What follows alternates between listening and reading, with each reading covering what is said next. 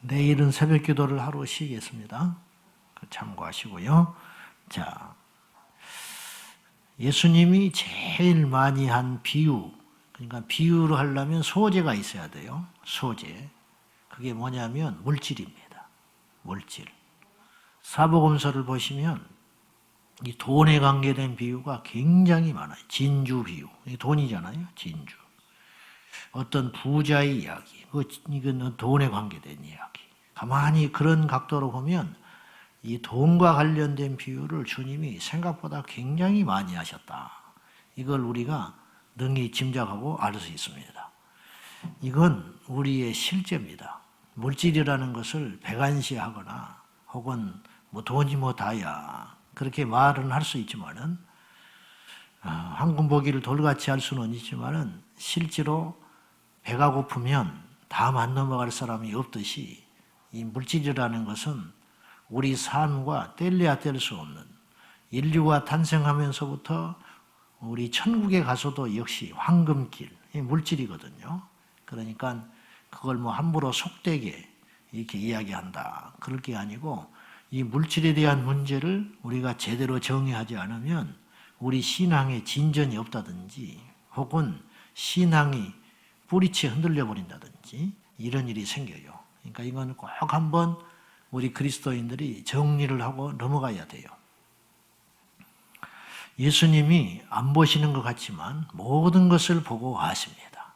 그래서 주님께서 이제 성전에 와서 헌금 넣는 것을 이렇게 유심히 보고 계셨습니다. 근데 이 이야기는 너무 유명한 잘 아는 이야기입니다. 여기서 주님이 주시는 교훈이 뭐냐? 양의 문제가 아니고 비율의 문제다. 이렇게 봐야 돼요. 부자가 하나님께 드린 헌금이 훨씬 더 많았어요. 그러나 가난한 한 여인이 드린 예물은 보잘것이 없었습니다. 보통의 경우 사람의 시야로 볼 때는 이 부자가 하나님 앞에 훨씬 더 많은 것을 드린 것 같고 믿음이 좋아 보입니다. 그러나 주님의 눈에는 그렇게 보이지 않았습니다. 그러니까 예수님의 눈과 우리의 눈은 완전히 다르다 이 말이죠. 하나님 앞에 드리는 예물이 사실은 제가 이렇게 볼 때 저는 자세히는 안 봐요. 왜냐하면 목사도 시험 들을 때가 있어. 여러분들의 헌금 생활을 보면 목사가 막 시험이 들려고 그래. 그러니까 일부러 잘 안 봐. 그러는데 예를 들면 이런 헌금이 무서운 헌금이에요. 11조를 98,700원 그렇게 했어요. 이거는 정확하기 때문에 무서운 헌금인 거예요. 그리고 사실대로 말하면 몇 사람 싣고 나가서 외식 한번 하면 10만 원 그냥 씁니다. 그러니까 요즘 현대 사회에서 크다면 크지만 10만 원이 못 되는 11조는 큰 액수는 아닐 수도 있습니다. 그러나 100만 원이 못 되는 수입을 얻은 중에 10만 원을 떼어서 하나님께 드리는 것은 절대 작은 믿음이 아닙니다. 그래서 그 헌금은 무섭고도 큰 헌금인 것입니다. 그것이 한 여인의 두 렙돈과 같습니다. 사업을 크게 하고 분명히 수입이 많은 것처럼 짐작이 됨에도 불구하고 예를 들어서 11조를 매달 20만 원씩 해요. 20만 원. 예를 든 거예요. 제가 매달 20만 원씩 똑 떼어서 한다. 그러면 그 여인보다 굉장히 배는 더 큰 헌금이죠. 그러나 그 11조는 오르는 11조가 아닌 거예요.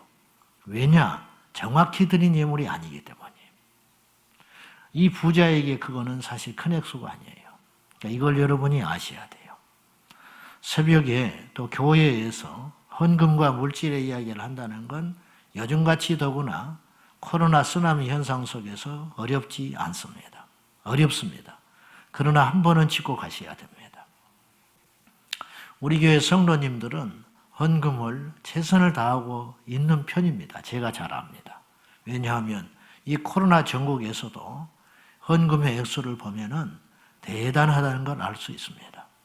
누가 헌금을 하는지, 또 헌금방울이가 움직이지도 않음에도 불구하고, 그러나 저는 이것이 좋다 여겨져요. 왜냐하면 하나님은 자발적으로 드리는 헌금을 기뻐 받으시기 때문입니다. 여러분, 헌금 생활을 제대로 하세요. 하나님 앞에 드릴 것을 괜히 딴주머니 차놓고 움찔움찔 해봤자 제가 수없이 경험을 해봤습니다. 하나님은요, 살아계십니다. 그러니까 정확히 가져가 버립니다. 주님의 것은 정확히 가져가요. 여러분, 은행보다 더 무섭고 떼어먹을 수 없는 돈이 세금입니다. 어떤 이렇게 경매가 들어가든지 본세가 생기면요, 끝까지 안 내고는 못 빼기는 돈이 세금이에요. 세금이 먼저 나라에서 다 가져간 다음에 그것은요, 자식들한테도 가져가. 재산을 상속받는 순간 그것부터 가져갑니다. 그러니까 재산 포기하면 그것도 없어지는 거예요. 그만큼 국가 세금은 무서운 거예요. 그 다음에 은행권에서 가져가요. 사사로운 돈은 순위에서 밀려요. 그러니까 하나님 앞에 드릴 것은 정확히 드리는 것이 지혜롭습니다. 그거 갖고 있어봤자 절대 내 살 안 되고 내 거 안 됩니다. 정확합니다. 자, 근데 가끔 하나님 앞에 드리고도 헛일이든지 혹은 심판받는 경우가 있어요. 성경에도 그런 경우가 있습니다. 아나니아와 삽비라가 차라리 안 드리면 그런 일이 안 당했을 텐데 왜 드리고 하나님이 그 정도는 이해해 줄 수 있는 거 아닌가. 사람이라는 게 그렇지. 이건 우리에게 본보기를 보여주는 거예요. 아나니아 삽비라가 정말로 잘못한 건 어떤 문제냐면은 하나님을 인격적으로 속였다는 데 문제가 있는 거예요. 성령을 속였어요. 베드로를 속인 게 아니에요. 성령을 속였습니다. 그리고 그것은 초대교회에 계속 구전으로 흘러가는 굉장히 중요한 사건이었을 것이라고 나는 봐요. 이것이 우리에게 주는 엄중한 경고를 꼭 보셔야 돼요. 드리고도 완전히 심판받은 케이스예요. 두 번째는 드리고도 헛일이 되는 경우는 이 땅에서 영광을 다 받아버리는 경우예요. 어떤 사람이 교회를 줘요. 근데 자기가 헌신한 건 알겠어. 근데 자기가 다 휘둘려요. 그리고 사람들로부터 영광을 다 받아요. 그럴 바에는 안 드리는 게 낫습니다. 여러분, 절대 옳지 않습니다. 절대 끝이 좋지 않습니다. 하나님은 존중받기에 당연한 분이고 영광받기에 합당한 분입니다.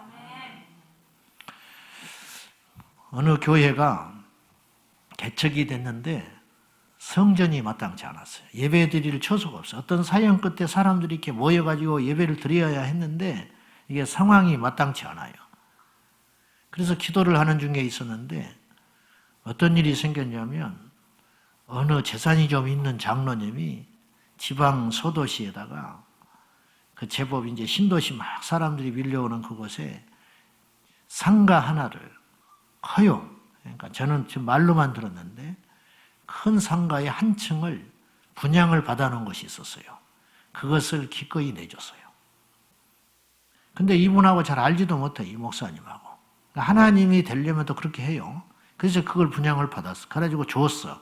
근데요, 그리고 이전 등기까지 다 해줘버렸어요. 그러니까 이 교회가 얼마나 감사하고 놀라운 일이에요. 갈 곳 없는 성도들이 길거리에 앉아서 예배드리게 생겼는데 그냥 이게 꿈이냐 생신이냐잖아요. 그래가지고 너무 감사해서 입당 예배를 드리면서 그 장로님을 초대를 했어요. 감사표라도 드리려고. 이 장로님이요, 결사코 반대하고 입당 예배 드릴 때 가지도 않아 버렸어요. 가지도 않았어. 그러니까 성도들은 어떤 장로님이 그렇게 드렸다는 것만 알지 본 적도 없고 이름도 모르는 거야. 입당 예배 순서에 심지어 건축에 돈 받고 건축하는 회사한테도 감사패 주거든요. 수고했다고. 그렇잖아요. 돈 다 가져가고 그런데도 감사패 줘요. 수고했다고. 교회 덕을 세우기 위해서. 그런데 한사코 이분이 그 현장에도 가지 않았어요. 내가 옛날에 그 이야기를 들었는데 나는 그렇게 할 수 있을까? 드린다는 것도 정말 큰일이지만 그것을 칭찬과 영광을 받는 걸 거부하는 것은 얼마나 더 큰 믿음인가 하는 생각을 해봤어요. 여러분, 하나님께 드리시고 하나님께 복을 받으세요. 그래서 제가 단언코 이야기하는데 하나님께 복을 받으려면 드려야 복을 받고 두 번째는요, 태도가 좋아야 복을 받습니다. 그러니까 하나님께 이렇게 드릴 수 있어요. 어떤 사람은 이렇게, 어떤 사람은 이렇게 드릴 수 있습니다. 똑같은 예물입니다. 그러나 그 결과는 완전히 다릅니다. 제가 이렇게 설교할 수 있잖아요. 은혜 됩니까? 응? 똑같은 설교도 은혜가 되냐고. 이게 아니죠. 하나님도 마찬가지예요. 구걸하는 자에게도 아나 이러면 기분 나쁜 거예요. 아이고 그러면서 이렇게 하면 똑같은 것이지만 하나님이 거지가 아닙니다. 제가 신학할 때 종종 내가 이야기를 꼭 헌금 드릴 때 하는 이야기인데, 신학을 할 때 우리 동기에게서 큰 은혜 받은 일이 있었어요. 토요일 날 옷을 드리려고 전도사들이 많으니까 공통으로 쓰는 다리미가 있어요. 복도 끝에. 그래서 토요일, 금요일이면 이제 옷 드리느라고 그 다음날 주일날 교회 다 사역을 하고 하니까 줄을 서서 이렇게 있는데 앞에 친구 하나가 옷을 다 드리더니 지갑에서 돈을 꺼내가지고 막 열심히 다리는 거예요. 다리미는. 그래서 내가 그랬어, 뒤에서. 야, 그거 다린다고 돈이 2배가 되냐? 응? 그렇게 이제 농담으로 핀잔을 줬단 말이야. 응? 그랬더니 그게 아니고 내일 헌금할 돈이라는 거야. 나는 돈을 달해본 적이 없어. 근데 이 친구는 이미 토요일인데 내일 주의 전에 마음이 가 있는 거예요. 옷을 다리는 것은요, 솔직히 그렇습니다. 제가 토요일 날 전도사 때 옷을 수없이 다려봤지만 총각 때 내가 가르치는 아이들과 교회 성도들한테 책 잡히면 안 되고 무시받지 않으면 안 되니까 깨끗하게 옷을 다려 입는 것이지 하나님 의식하고 옷 다린 적이 없었어요. 솔직하게. 이 친구는 하나님을 생각하며 돈을 다리고 있었어요. 가난한 전도사가 헌금을 드리면 얼마나 드리겠습니까? 그 자체에 양이 문제가 아니라는 거예요. 저는 그 예물을 하나님이 기뻐 받으셨을 것이라고 생각해요. 율법이 아닙니다. 사랑하는 사람이 생기면 그렇게 함부로 행동 안 합니다. 옷 하나도 신경 쓰고 무척 설레고 그렇게 다니잖아요. 우리 하나님은 너무 이 땅에서 믿지 않는 자에게는 말할 것도 없고 믿는 자들에게서도 우리 하나님은 무시당하고 계십니다. 그 큰 능력의 하나님이 감히 우리가 하나님 몰라서 그렇게 함부로 행동을 한다. 그렇게 여겨집니다. 하나님께 먼저 드리십시오. 11조도 드리면 몇 주 있다가 드리고, 그래서 마음이 틀린 거예요. 그리고 뭐 건너뛰어버리고, 다음 달에 그냥 지난달에 못 드린 거 드리고, 그런 식으로 하지 말고 하나님께 먼저 딱 띄어서 드리고. 그러니까 우리나라가 교회들이 이제 이게 실용화돼 가면서 뭐 잘만 믿으면 되지, 뭐 우리만 좋으면 되지, 이런 식으로 자꾸 흘러가는 것 같아요. 그렇게 하지 말고 하나님 앞에 중심을 가지고, 우리 선조들이 우리에게 물려준 신앙의 유산도 본받을 게 굉장히 많아요. 근데 그거 다 잃어버리고 있어. 옷 하나 입는 거, 강단에 설 때 목사들의 자세 하나, 언제부터 이렇게 싸구려가 되고 설교가 만담이 돼버리고 성도들의 예배가 무슨 코미디 프로그램에 참여하듯이 그런 식으로 예배를 보게 되었냐 이 말이에요. 드리지를 않고. 이런 것들을 우리가 좀 엄중하게 생각을 해볼 필요가 있다, 이런 말입니다. 여러분은 하나님께 전부를 드립니까? 일부를 드립니까? 즉 하나님은 우리에게 일부입니까? 전부이신 분입니까? 그분께 모든 걸 맡기면 그분도 모든 우리의 삶을 책임져 주십니다. 자, 그 다음에 이제 5절 이하에 종말의 징조를 이야기하잖아요. 종말의 징조. 이 특징이 있어요. 마태복음에도 그랬지만은 이 사복음서에 등장하는 종말 이야기의 특징이 있는데, 그게 뭐냐면 이스라엘 역사적 종말과 인류의 예수님의 오심으로 시작되는 이 어떤 인류의 종말이 뒤섞여 있다는 거죠.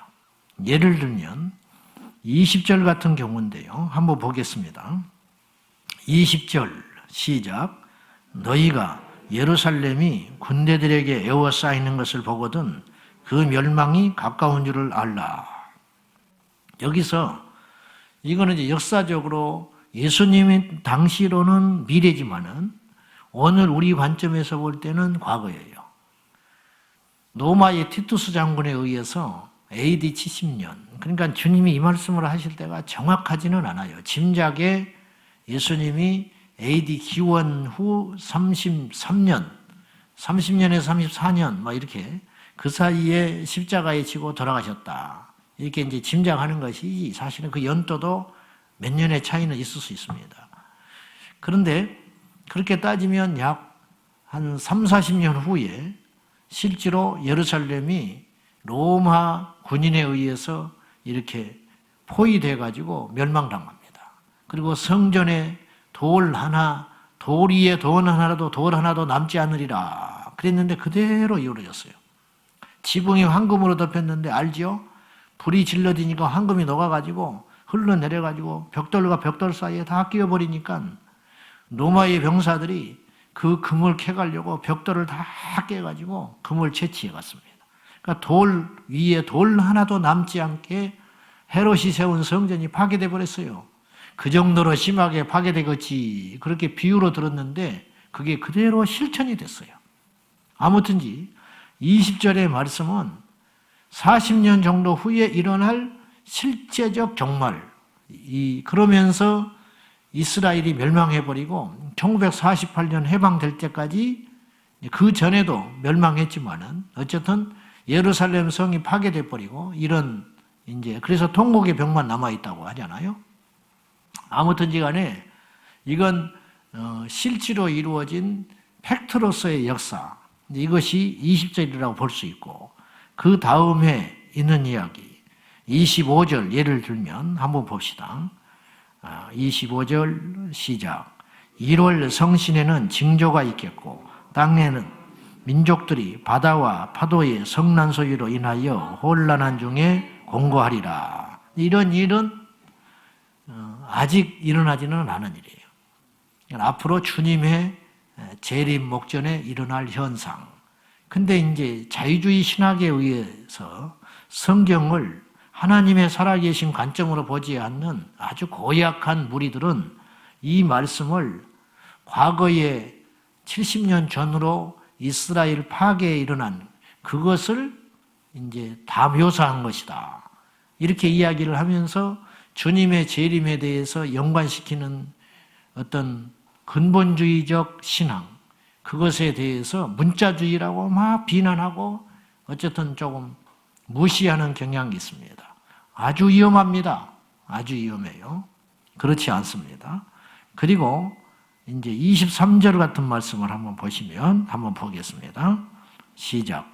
그날에는 아이벤 자들과 젖먹이는 자들에게 화가 있으리니 이는 땅에 큰 환난과 이 백성에게 진노가 있겠음이로다. 이 말씀을 여러분이 혹시 이렇게 해석하는 설교도 들어봤을지 몰라요. 이건 이제 두 가지 해석이 가능한데 영적인 비유로 해석하기도 하고 문자적으로 해석하기도 하는데 영적 비유로 해석을 하면 아이벤 자들과 젖먹이는 자들에게 화가 있다. 출산하지 못하고 뱃속에 이렇게 머무르고 있는 임신부, 그 다음에 막 아이를 성장하지 못하고 어린아이를 둔 어떤 부모에게 화가 있다. 교회 안에 영적으로 성장을 시키거나 혹은 출산을 해가지고 자라나게 하지 못한 채 이렇게 어린아이 신앙으로 머물러 있는 어떤 그들에 대한 주님의 경고, 이렇게 영적으로 비유하기도 하지만 요 문자적으로 그대로 해석할 수도 있어요. 환난이 오고 핍박이 오고 어려움이 왔는데 임산부가 얼마나 어렵겠습니까? 전쟁이 나면 아이 들쳐매고 예전에 이북에서 피난 내려온 사람들이 얼마나 고생을 했습니까? 그러니까 이건 이제 두 가지로 해석이 가능하다. 이제 이런 뜻이 되겠습니다. 한 가지 인상 깊은 것은 우리 주님께서 다 아시죠. 장차 일어날 일을 다 아시고는 무슨 말을 하셨냐. 자, 한번 보십시다. 12절을 한번 보세요. 12절. 자, 시작. 이 모든 일 전에 내 이름으로 말미암아 너희에게 손을 대어 박해하며 회당과 옥에 넘겨주며 임금들과 집권자들 앞에 끌어가려니와. 자, 내 이름으로 말미암아 한마디로 너희가 핍박을 받게 된다. 그리고 회당과 옥에 넘겨지게 되리라. 이것이 이제 예수님의 그 부활 승천 하신 다음에 제자들이 핍박을 당한, 이제 그렇게도 해석을 할 수 있지만 이것은 모든 일이 어떤 일이냐면 종말과 그리스도의 재림이잖아요. 그 전에 어떤 일이 벌어지냐면 믿는 자들이 박해를 받고 환난과 시련 가운데 넘겨지게 되리라. 주님은 아직 교회를 못 보셨어요. 마태복음 16장에 의하면 교회를 세우겠다고는 말을 하셨지만은 아직 가시적 교회는 보시지 않고 승천하셨습니다. 이제 천국에서 탄생한 교회를 보셨죠. 무슨 말인지 아시죠? 교회 탄생은 성령의 임재와 시작했으니까요. 약속이 그때 성취됐어요. 근데 주님이 지금 12절에 뭘 말씀하시고 하냐면 앞으로 세워질 교회 공동체, 신앙 공동체를 미리 말씀하신 거예요.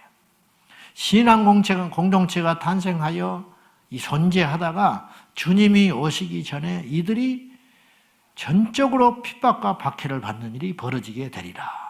이걸 예측하시고 예언하신 것입니다. 종합적으로 말해보면은 주님의 재림 전에 있어야 할 몇 가지 징후들이 있는데, 첫째는 영적인 징후, 그 영적 미혹들이 일어나 거짓 선지자, 적그리스도 이런 사람들이, 이런 무리들이 수없이 나타나가지고 우리 신앙의 근간을 흔들리게 된다는 거죠. 사실 이단은 분별하기가 쉬워요. 빠져든 사람은 어렵지만은 빠져들기 전까지 제3자 입장에서 볼 때는 이단은 사실은 쉽게 분별이 돼요. 여러분 신천지 가라면 가겠어요? 또 갈까 싶으네.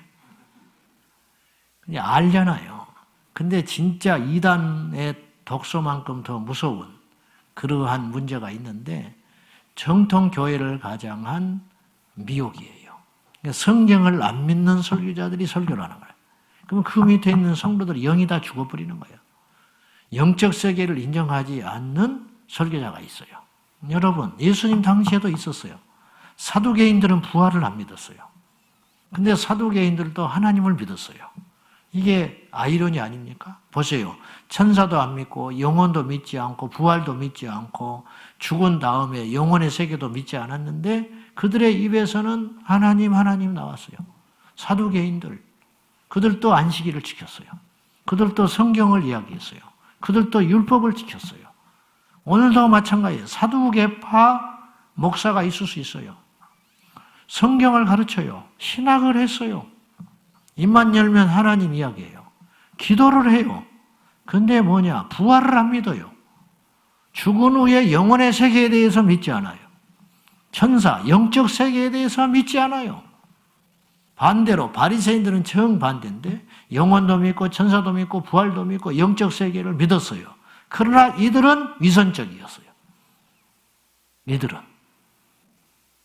보시라고. 그러니까 이 두 개가 다 양극단이 문제가 있는 거죠. 그러니까 그들은 자기들만을 위해서 존재했지 백성들을 그리스도께로 인도한다든지 하나님께 인도한다든지 영혼의 문제를 다룬다든지 이게 전혀 없는 거예요. 그래서 주님이 오셔서 말씀을 전하니까 백성들의 영혼이 살아나기 시작하는 거예요. 그래서 주의 말씀을 들은 사람들이, 깨어있는 사람들이 뭐라고 고백을 했냐면 권세 있는 새로운 교훈이다.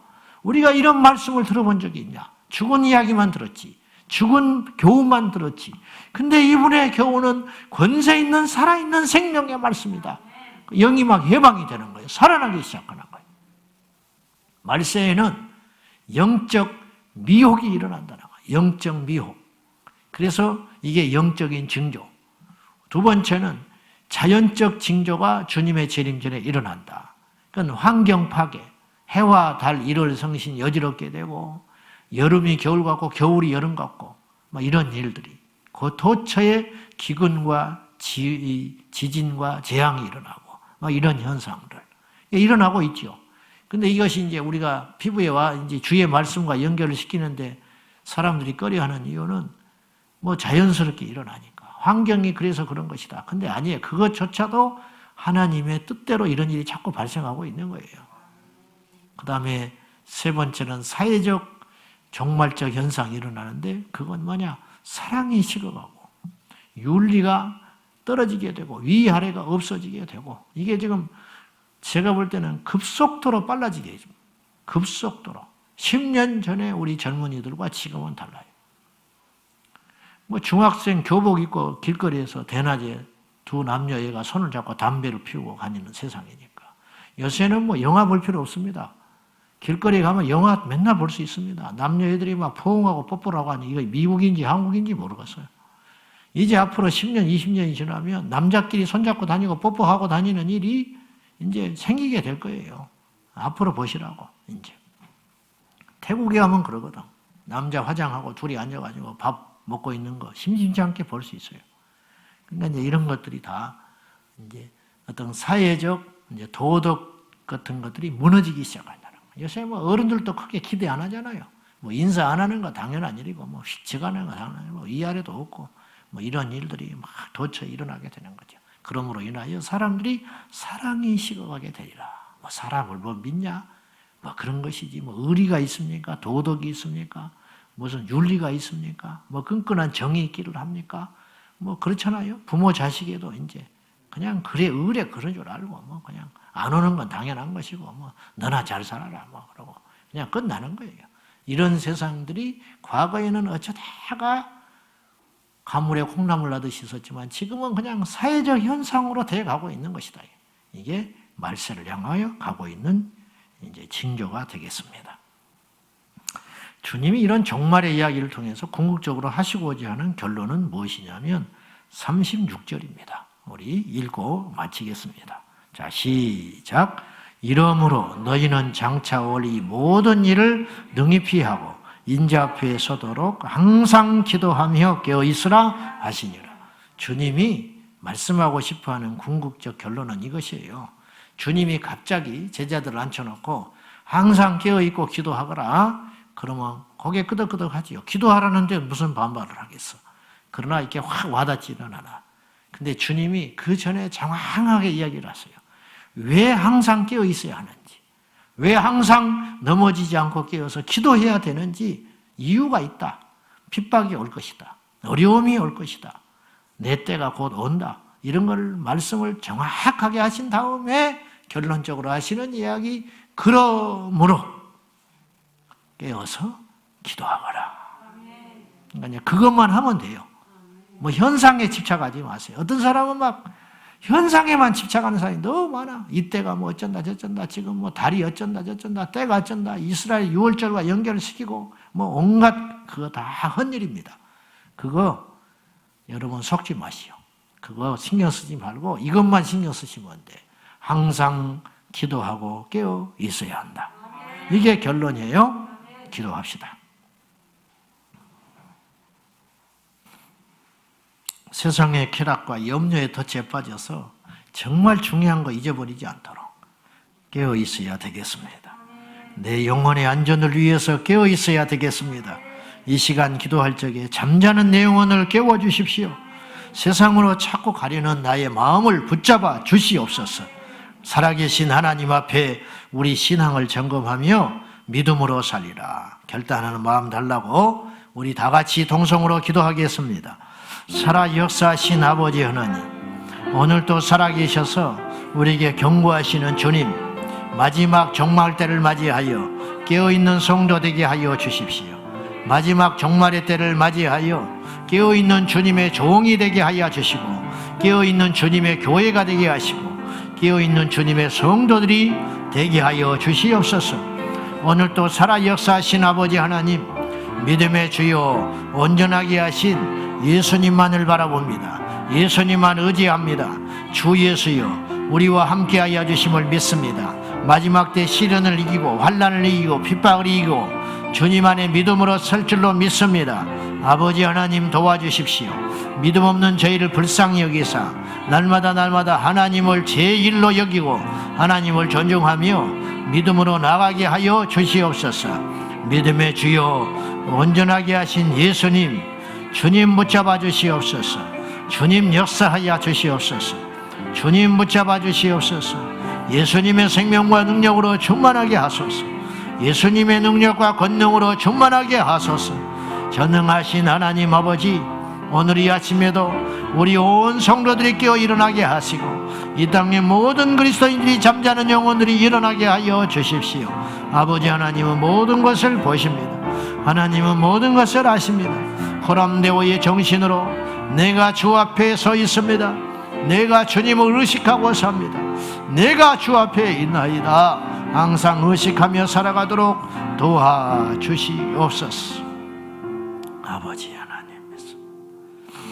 하나님 아버지, 모든 것을 아시고 보고 계시는 주님, 우리가 때때로 세상의 염려나 세상의 재미에 빠져서 하나님 앞에 내가 서 있다는 것을 의식하지 못하고 살 때가 너무 많습니다. 아버지, 잠을 잘 때는 어쩔 수 없지만 눈을 떠서 아침에 일어나 호흡하는 그 시간부터 잠자리에 드는 그 시간까지 종일토록 우리 예수님 앞에 서 있다는 의식을 하고 살아가게 하옵소서. 모든 것을 보시고 아시는 주님, 참으로 부끄럽고 죄송합니다. 하나님이 제 1번이 되어야 되는데 여전히 물질을 드림에 있어서, 물질을 사용함에 있어서 주님은 1번이 되지 못합니다. 내 자식 새끼를 위해서는 엄청난 물질을 쏟아붓는데 하나님 앞에서는 너무 인색합니다. 내 취미 생활을 위해서는 온갖 것을 지출하는데 주님 앞에 귀한 사역을 위해서는 너무 인색한 우리를 보게 됩니다. 주여, 언제나 우리가 제대로 믿음 생활로 믿음으로 살아갈지 모르겠습니다. 주여 도와주시옵소서. 주님의 종말이 다가오는 이때에 우리 주님 다시 오실 적에 저 공중에서 나팔 소리와 함께 이 땅에 오실 적에 벌거벗은 자로 부끄러운 모습으로 죄짓는 자리에서 세상에서 버림받아 주님 앞에 서지 않도록 항상 깨어 기도할 수 있도록 도와주시옵소서. 예수님의 이름으로 간절히 기도하옵나이다. 아멘. 주여, 주여, 주여. 살아 역사하신 하나님, 믿음의 주여 온전하신 주님 의지합니다. 바라봅니다.